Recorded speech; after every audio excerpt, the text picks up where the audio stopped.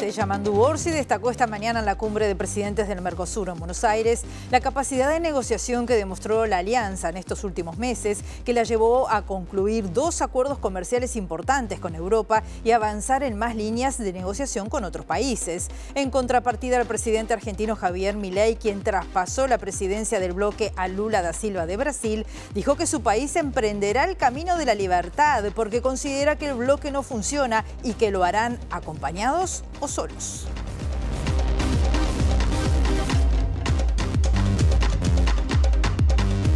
¿Qué tal? ¿Cómo están? Bienvenidas, bienvenidos a MBD Noticias. Comenzamos con la información con 11 grados a esta hora aquí en la capital. Una jornada que va a seguir con el cielo algo nuboso y nuboso. Una máxima anunciada de 14 grados. Y estamos viendo ya ese mediodía soleado y las cámaras del Centro de Gestión de Movilidad de la Intendencia de Montevideo que dicen que en Francisco Vidal, desde Federico Badía hasta Juan María Pérez, está trabajando allí OCE. Hay que tener especial cuidado en esa esquina. O Antonio Machado, desde Enrique García Peña hasta Julia Guarino Fichter, también hay obras de saneamiento allí. O Rocha, desde Amézaga hasta Martín García, hay obras de saneamiento también. Así que cuidado en estos puntos de la capital.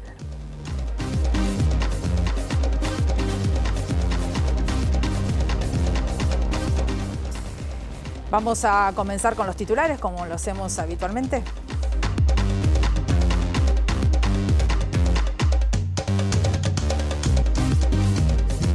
Oficialismo y oposición alcanzaron un acuerdo y se votó en ambas cámaras legislativas el proyecto de ley de salvataje de la Caja de Profesionales. El último informe del SINAE indica que en el marco de la alerta roja por frío polar se brindó atención a 2.690 personas en todo el país, 2.115 en refugios del Ministerio de Desarrollo Social y 575 en centros de evacuación.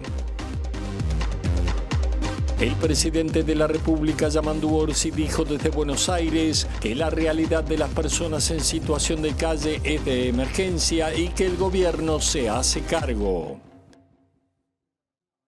El PIT-CNT rechazó la intención de Conaprole de cerrar su planta industrial de Rivera porque se entiende que es una cooperativa altamente eficiente, que es la principal empresa privada de nuestro país y que en el último año tuvo una rentabilidad de casi $1 millón.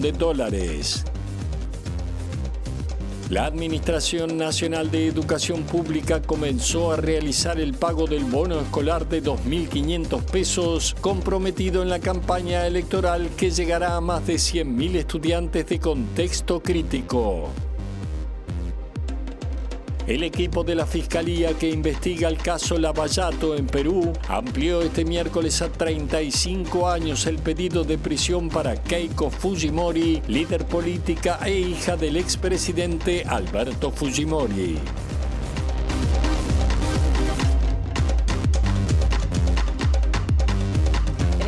Hay información importante desde el Ministerio de Trabajo que tiene que ver con consejos de salarios y allí está Eduardo Delgado, nuestro periodista. Adelante, Eduardo. Así es, Rosina, están realizándose la conferencia de prensa después del Consejo Superior Tripartito. Están hablando el subsecretario de Economía, Martín Valcórdoba, y también lo hizo el ministro Juan Castillo. Habrá 3 franjas, la primera hasta 38.950 pesos, la segunda franja hasta 165.000 y la tercera abarcará la tercera categoría. Buenos días. Quería pedirle si pueden detallar los ajustes nominales en la segunda y tercera franja. Sí, en el caso de la segunda franja, puedo repetir la primera también. En la primera franja estamos hablando del primer año de vigencia del convenio, un ajuste nominal del 7%, y en el segundo año de 6,4%. En el caso de la segunda franja de ingresos, los ajustes semestrales que están previstos acumulan un aumento para el primer año de 5,9% y de 5,2% para el segundo año. Y la tercera franja, la que supera los 165.229 pesos, los ajustes para el primer año equivaldrían al 4,6% y el segundo año del 4,5%.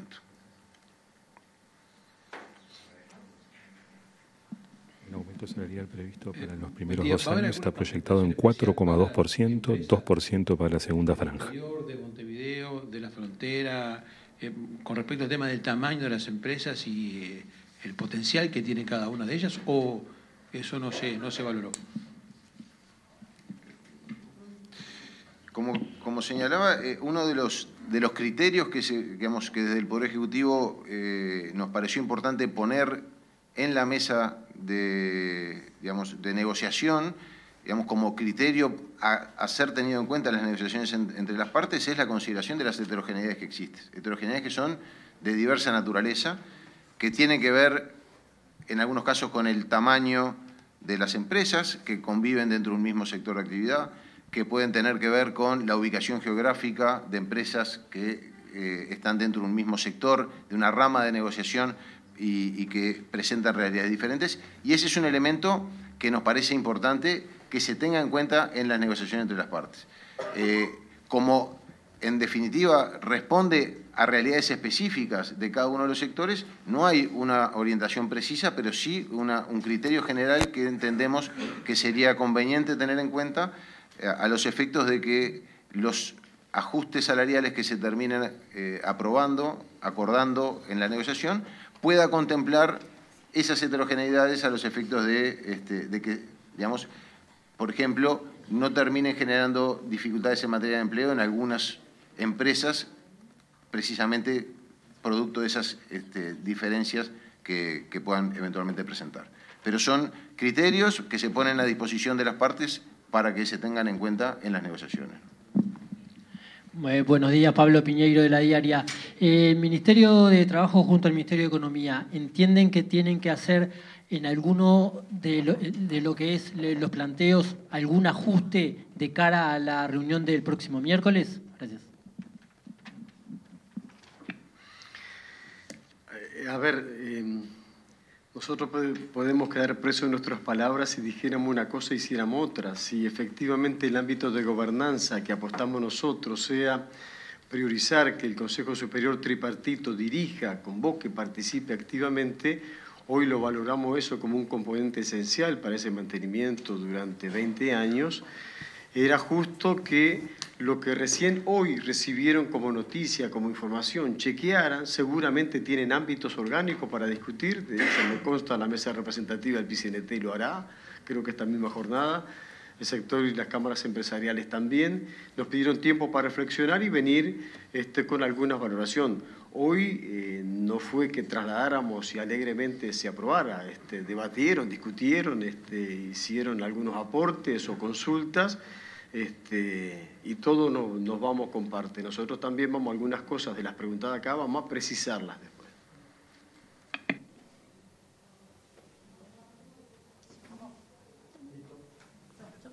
Hasta allí, Rosina, la conferencia de las autoridades de gobierno tras esta primera reunión del Consejo Tripartito. Decir que, reiteramos, primeros 2 años está previsto un aumento del 4,2% en la primera franja, 2% para la segunda franja y un 2,3% en general.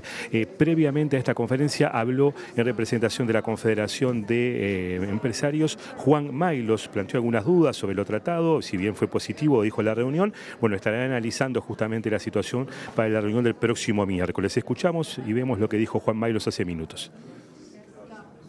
Algunas situaciones que están vinculadas a qué se consideran salarios nominales, dudas que están referidas a de qué manera se van a hacer los correctivos y el correctivo final, dudas digamos, de la dinámica de estos lineamientos. ¿Cómo se va a jugar con los salarios más bajos? ¿Cuál va a ser el incremento de los salarios más bajos? Bueno, yo no puedo decirles cuál va a ser el incremento porque hay una paramétrica que digamos, se va a tomar en cuenta la inflación esta subyacente, una media de la inflación subyacente y un componente de crecimiento.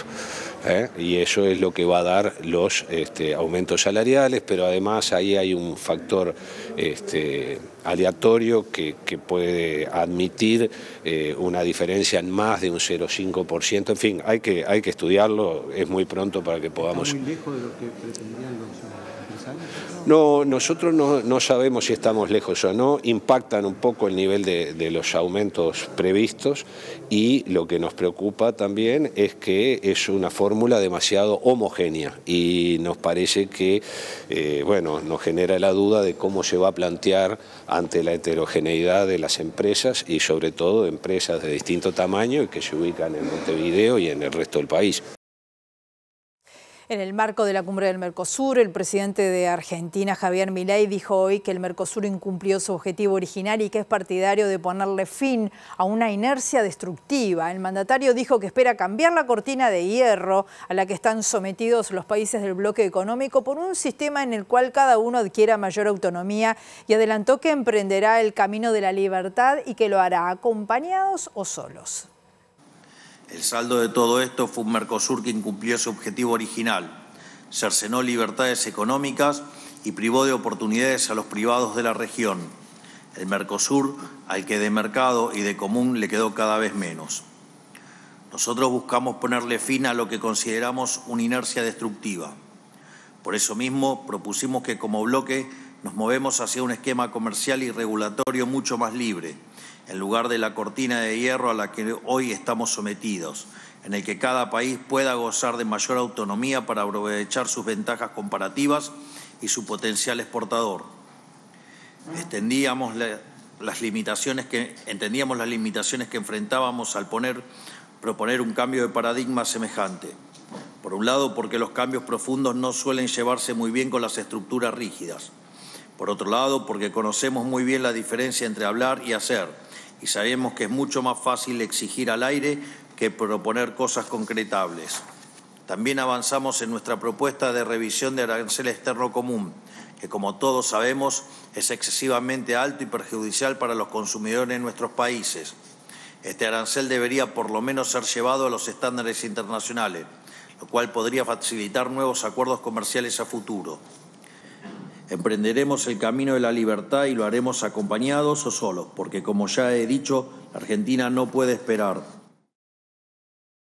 Y vamos a conocer más detalles de esta cumbre del Mercosur y las repercusiones de los discursos de los primeros mandatarios. ¿Cómo estás, Diego Martini, nuestro periodista que está allí trabajando desde hace días en la cumbre? ¿Cómo estás, Diego? Bienvenido. ¿Qué repercusiones de todo esto? Hola, Rosina, ¿qué tal? Buen mediodía para vos todas y todos. Así es, nos encontramos en Buenos Aires, ya finalizada un poco la cumbre del Mercosur, restan algunos detalles, pero lo más importante ya pasó, que fue la presencia de los presidentes del bloque regional y obviamente había un foco puesto acá en el país vecino, en Argentina, sobre ese encuentro entre Javier Milei y Luis Ignacio Lula da Silva, el presidente brasilero, que se dio además de una forma, bueno, protocolar, pero distante. Fue muy distinto como Luis Ignacio Lula da Silva saludó al presidente paraguayo Santiago Peña o Arce, el boliviano, o al propio Orsi con un abrazo y con mayor efusividad, y fue más tenue su saludo, más protocolar, con un estrechón de manos, digamos, y una sonrisa para con el presidente Javier Milei, con quien hay claras diferencias ideológicas, pero además hubo algunos chisporroteos previos de hace años, por ejemplo, cuando Javier Milei visitó Brasil y no se reunió con él y se fue a reunir con Jair Bolsonaro, quien ha manifestado su total apoyo, cuando el propio Luis Ignacio Lula da Silva manifestó en campaña electoral de Argentina su apoyo a Sergio Massa. Entonces, han habido esas diferencias. El propio Javier Milei señala que Lula es un corrupto y otras cosas más, ainda más, como se dice en Brasil, así que la relación no es buena. En ese sentido, el presidente Orsi, en esta cumbre del Mercosur, que habló ayer, habló 23 minutos y habló de varios temas, pero bueno, hoy en el discurso habló y destacó la importancia del Mercosur.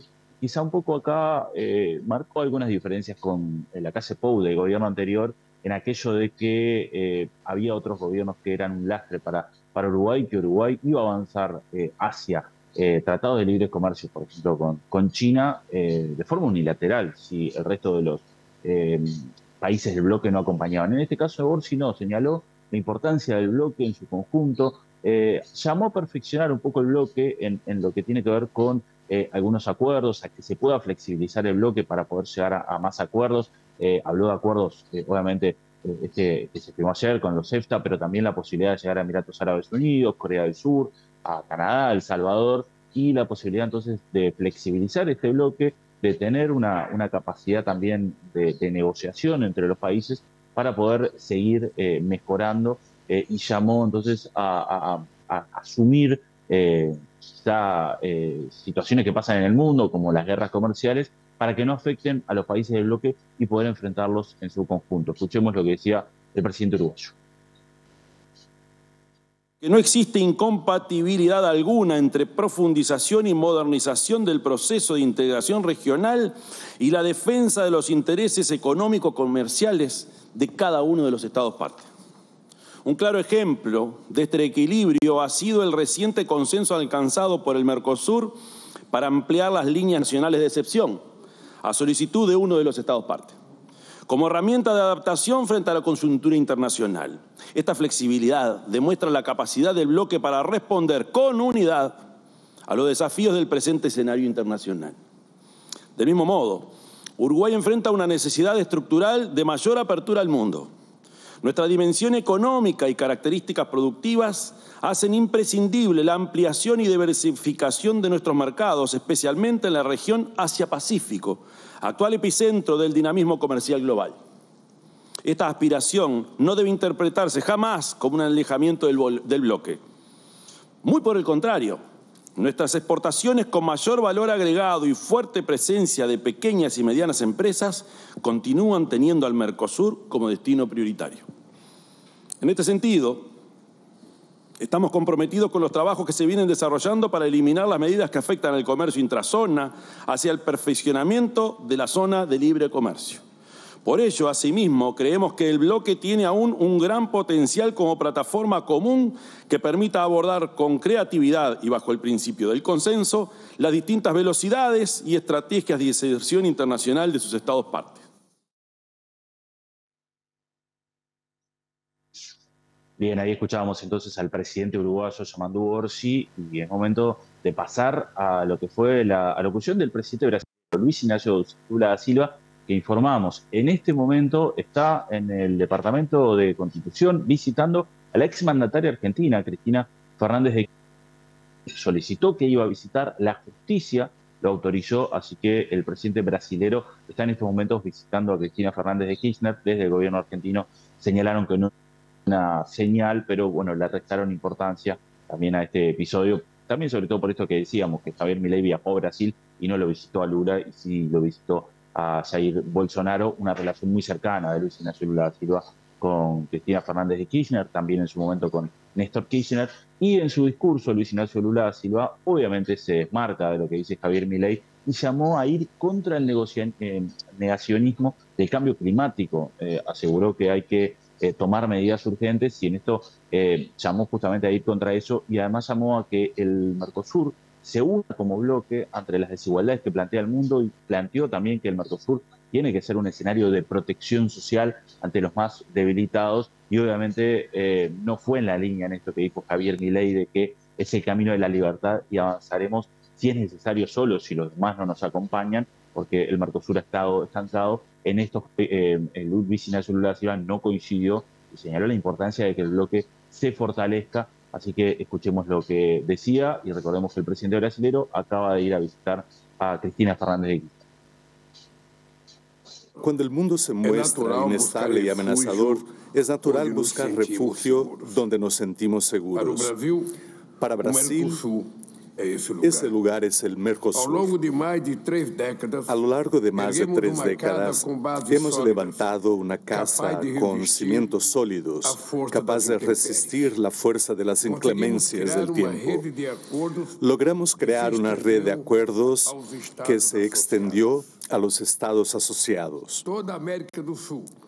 Toda Sudamérica se ha convertido en un área de libre comercio basada en reglas claras y equilibradas. Estar en el Mercosur nos protege. Nuestro arancel externo común nos blinda contra guerras comerciales ajenas. La robustez de nuestra institucionalidad nos acredita ante el mundo como socios confiables. No es casualidad que un número cada vez mayor de países y bloques estén interesados en acercarse a nosotros. He constatado ese interés personalmente en los contactos que he mantenido con líderes de diversas regiones. Enfrentaremos el desafío de resguardar nuestro espacio de autonomía en un contexto cada vez más polarizado. La presidencia brasileña representará una oportunidad para reflexionar acerca del lugar que aspiramos a ocupar en el nuevo tablero global.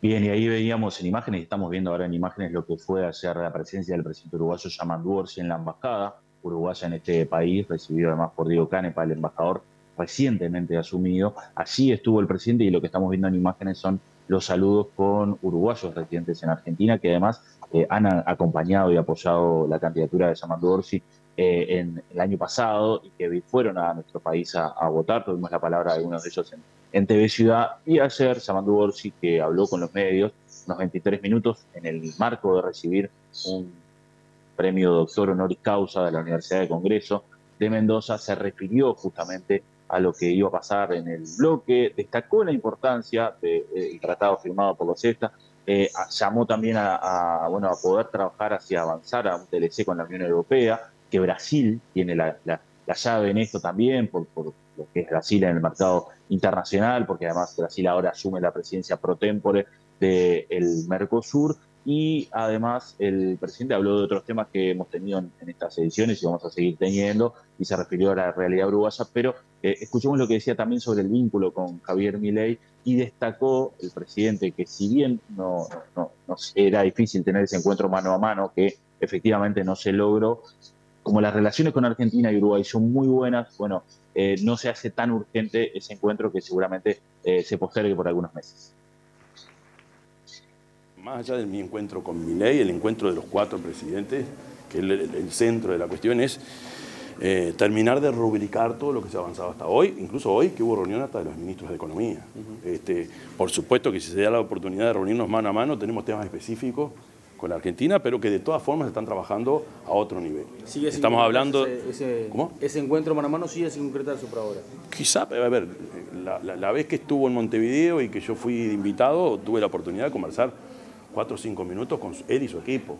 Si mañana se da la oportunidad también lo haremos, pero la tranquilidad que yo tengo es que el diálogo es muy fluido con todo el equipo de Milei, del gobierno argentino, fundamentalmente a partir del canciller argentino, que está en contacto permanente con nosotros, sin perjuicio además que hemos tenido vínculos con los propios gobernadores, vecinos, por temas bien concretos que ustedes ya conocen. ¿Y en esa relación con Argentina qué le preocupa a Uruguay?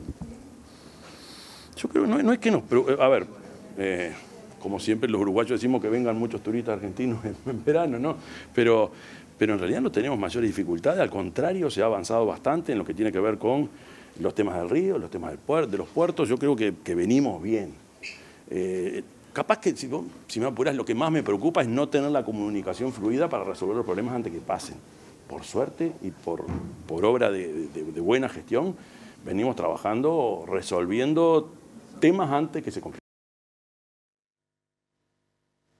Bien, compañeros, así escuchamos entonces la palabra del presidente Yamandu Orsi y esta reunión con el presidente argentino Javier Milei, que no se concretó. Escuchemos ahora lo que decía el canciller uruguayo Mario Lubetkin, destacando y valorando la importancia de haber firmado, de haber acordado este TLC con los EFTA, con los países europeos, Noruega, Suiza, Liechtenstein, Islandia también, que abre un montón de posibilidades para el Mercosur, pero también para nuestro país, la importancia de seguir avanzando en acuerdos comerciales, de poder flexibilizar también el comercio internacional, y en este aspecto destacó que nunca se había logrado algo similar, y recordemos que este tratado además llevó 20 años, 10 años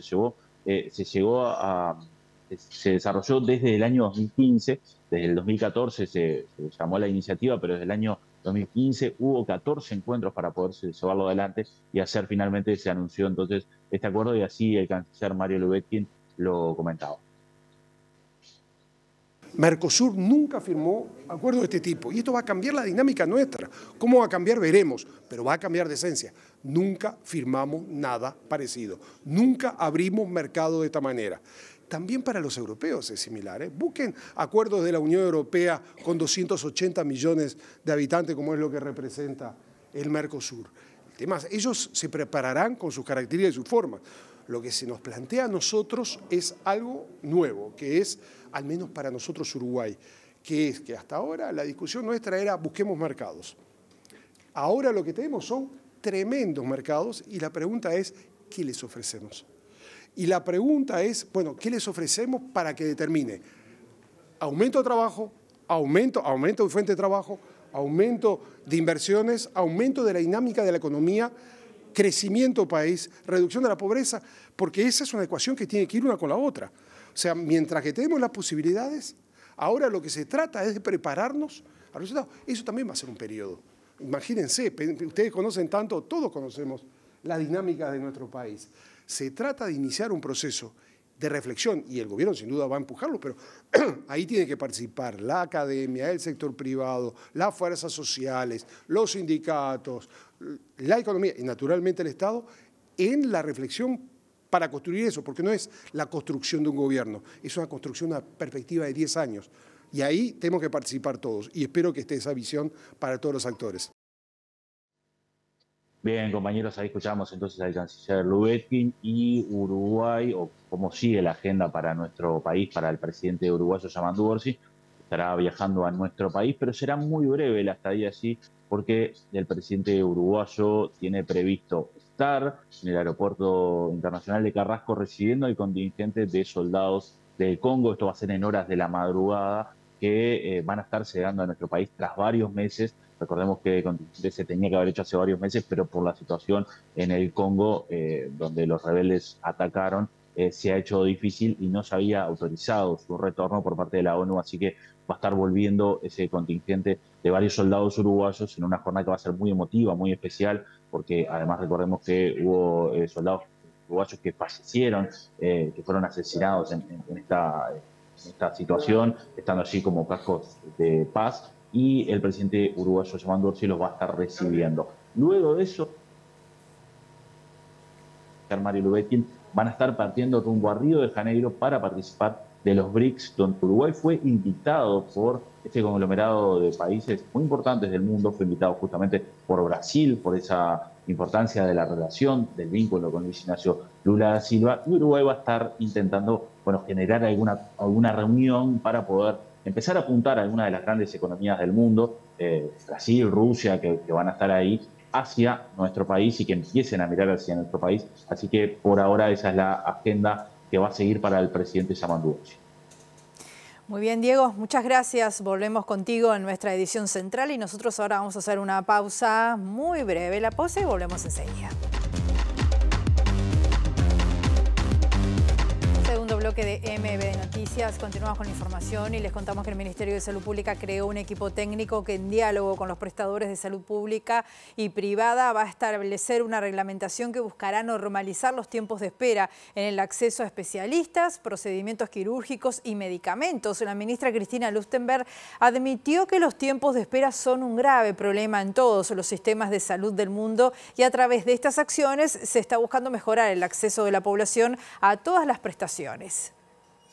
Un equipo de trabajo para la reglamentación de todo esto que, como yo les digo, tiene que ver mejora normativa, tiene que ver con la gestión, el monitoreo, los sistemas de información.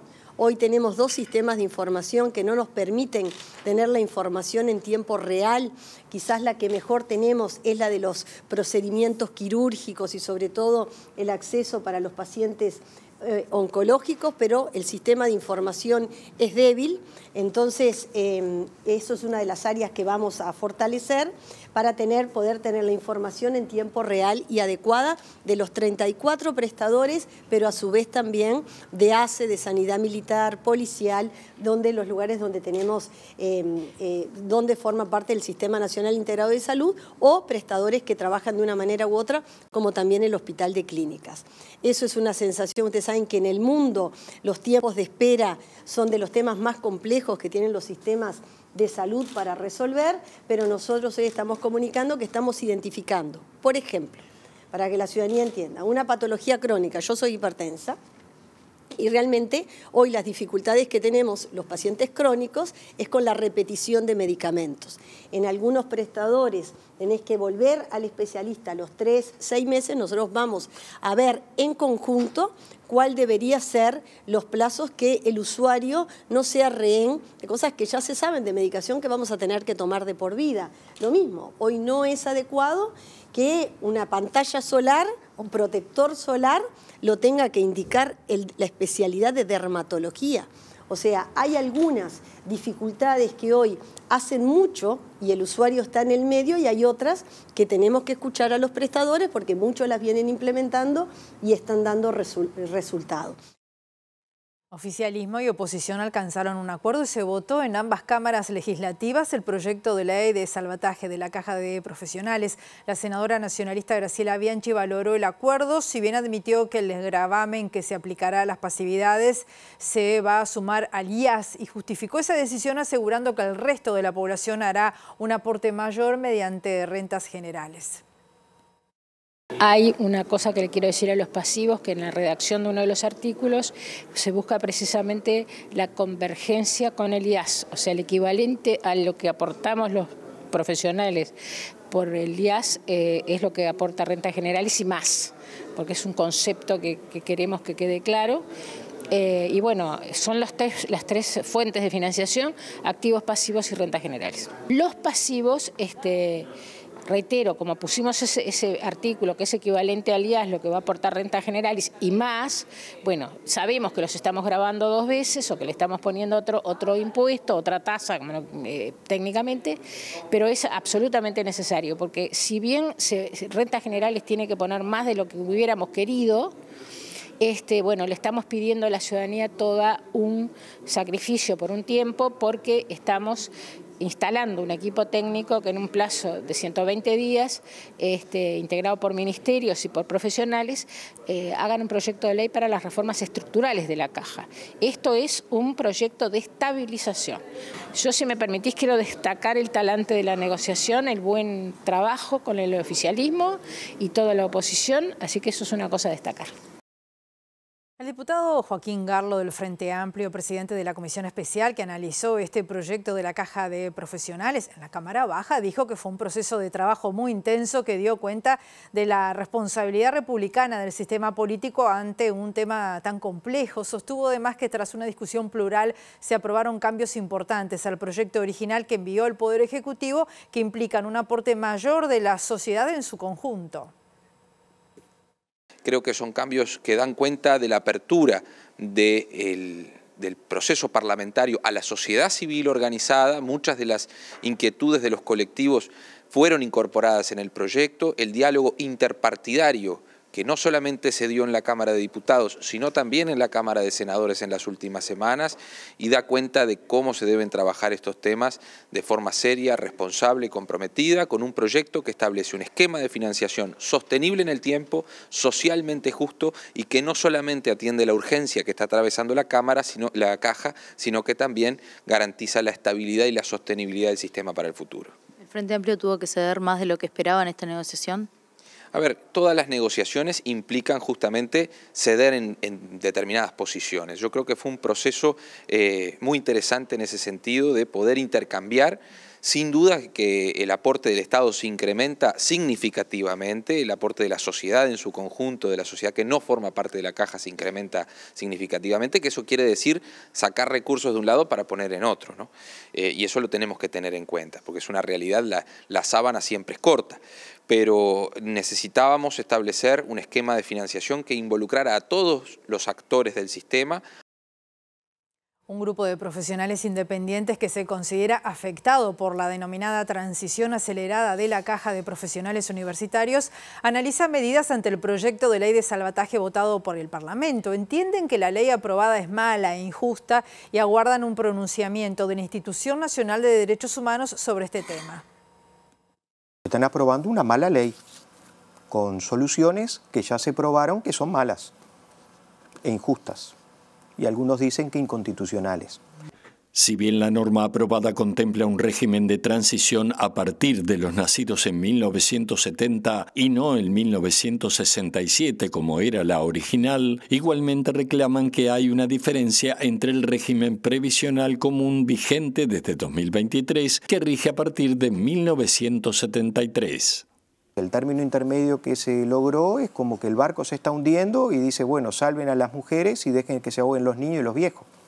O sea, la situación acá es clara y es simple. El Uruguay hace 2 años aprobó una ley, que es la 20.130, en donde a toda la población, incluidos los profesionales, decía que la convergencia al sistema previsional común empezaba en el año 1973. El colectivo analiza medidas a tomar en base a la consulta con un grupo de abogados. Aún no está definido si serán iniciativas individuales o colectivas y quién será el profesional patrocinante. Estamos esperando que la Institución Nacional de Derechos Humanos se manifieste acerca del planteo que nosotros hemos hecho, porque no consideramos que seamos en ningún momento ni en ningún lugar privilegiado. Cualquiera de todos los que están aquí, si son dependientes, se enferman y tienen su seguro de enfermedad, tienen toda una cantidad de beneficios que nosotros no tenemos. Hacemos la última pausa y volvemos enseguida. Último bloque de MB de Noticias. Continuamos con la información y vamos a recibir a nuestro periodista Juan Pablo Rodríguez. Está en la refinería de La Teja en un día histórico, muy especial. Juan Pablo, adelante.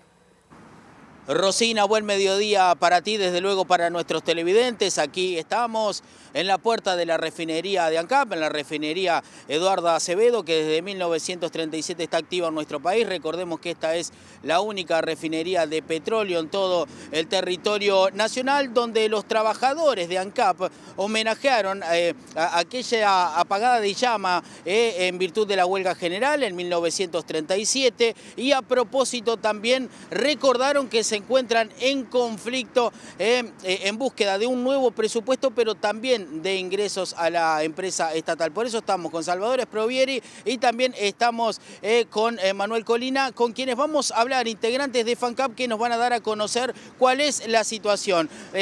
Bienvenido, buen mediodía. Bueno, ¿cuáles son los principales reclamos que realizaron también esta mañana en la oratoria? Bueno, primero buenos días. Para nosotros hoy era un acto central, porque recuerda que el 3 de julio, en el marco de la huelga general, se apagó la llama para hacer realmente efectivo que había huelga general, cuando el poder dictatorial de su momento decía que era falsa la huelga. Y bueno, la apagada de la llama generó lo que generó, y bueno, siempre recordamos y colocamos una placa en homenaje a esa gesta heroica del pueblo uruguayo. Y aprovechamos también la instancia para por lo menos hacer pública, sí estamos en conflicto. El tema central es el presupuesto nacional.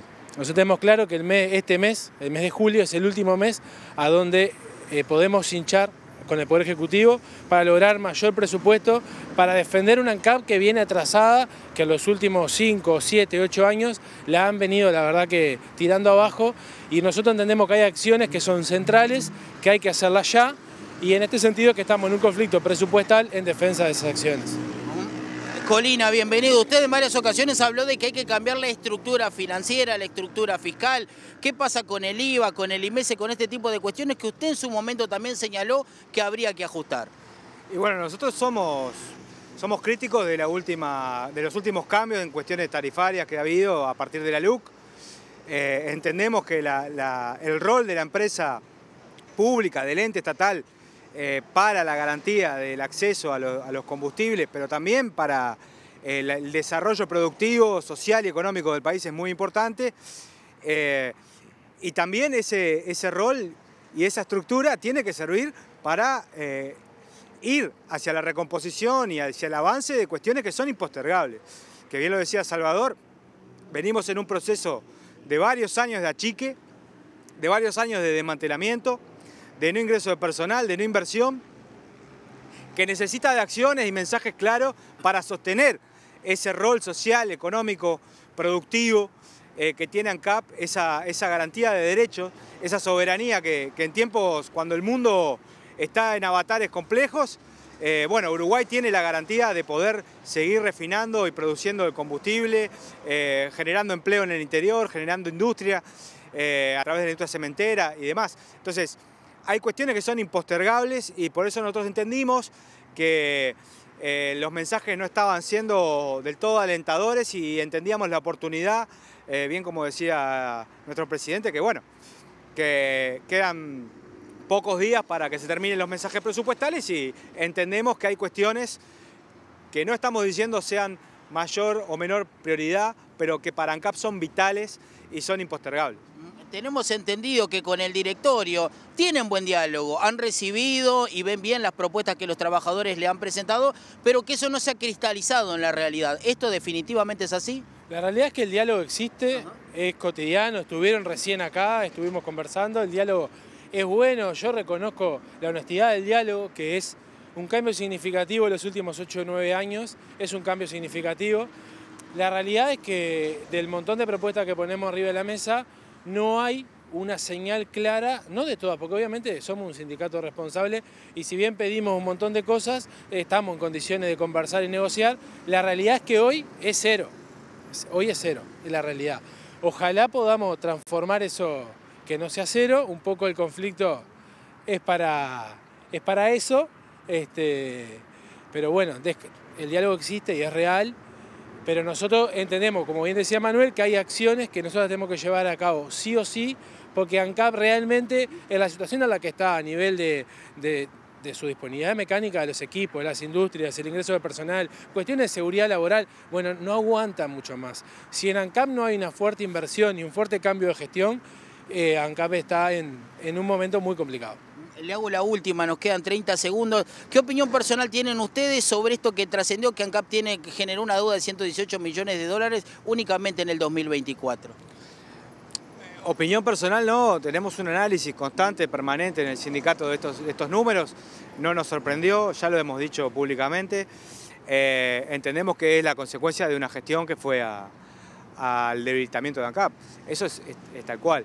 Hubo una gestión que no priorizó la función que tiene que tener ANCAP y que bueno, que dio como resultado este desbarajuste. ¿Ve posible que esto se pueda regular en los próximos años? Yo entiendo que sí, pero para eso no solamente es necesario un buen manejo, una buena gestión, sino también decisiones que tienen que ver con lo que estamos reclamando. Ingreso de personal, 2/3 del personal de lo que se necesita para trabajar en ANCAP no se puede seguir sosteniendo. Inversiones, hay que invertir para que esto ande y para seguir manteniendo a la empresa y al ente estatal en la primera línea. ¿De cuánto sería esa inversión que ustedes reclaman y que proyectan? No, nosotros no tenemos esta potestad, si bien podemos tener un montón de cuestiones, lo que sí decimos es, si no se invierte en la industria cementera, si no se invierte en seguridad, si no se invierte en la refinación, si no se invierte en la logística, bueno, complicado. Bien, bueno, muchas gracias. Gracias a ustedes. Rosina, estas son las novedades desde aquí, desde La Teja, cuando los trabajadores hicieron el acto conmemorativo y también nos recordaron que siguen en conflicto.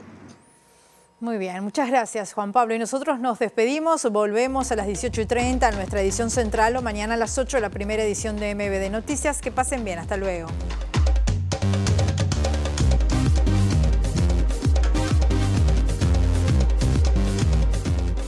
Oficialismo y oposición alcanzaron un acuerdo y se votó en ambas cámaras legislativas el proyecto de ley de salvataje de la Caja de Profesionales. El último informe del SINAE indica que en el marco de la alerta roja por frío polar se brindó atención a 2.690 personas en todo el país, 2.115 en refugios del Ministerio de Desarrollo Social y 575 en centros de evacuación. El presidente de la República, Yamandu Orsi, dijo desde Buenos Aires que la realidad de las personas en situación de calle es de emergencia y que el gobierno se hace cargo. El PIT-CNT rechazó la intención de Conaprole de cerrar su planta industrial de Rivera porque se entiende que es una cooperativa altamente eficiente, que es la principal empresa privada de nuestro país y que en el último año tuvo una rentabilidad de casi $1 millón. La Administración Nacional de Educación Pública comenzó a realizar el pago del bono escolar de 2.500 pesos comprometido en la campaña electoral, que llegará a más de 100.000 estudiantes de contexto crítico. El equipo de la Fiscalía que investiga el caso Lavallato en Perú amplió este miércoles a 35 años el pedido de prisión para Keiko Fujimori, líder política e hija del expresidente Alberto Fujimori. El presidente Yamandu Orsi destacó esta mañana en la cumbre de presidentes del Mercosur en Buenos Aires la capacidad de negociación que demostró la alianza en estos últimos meses, que la llevó a concluir 2 acuerdos comerciales importantes con Europa y avanzar en más líneas de negociación con otros países.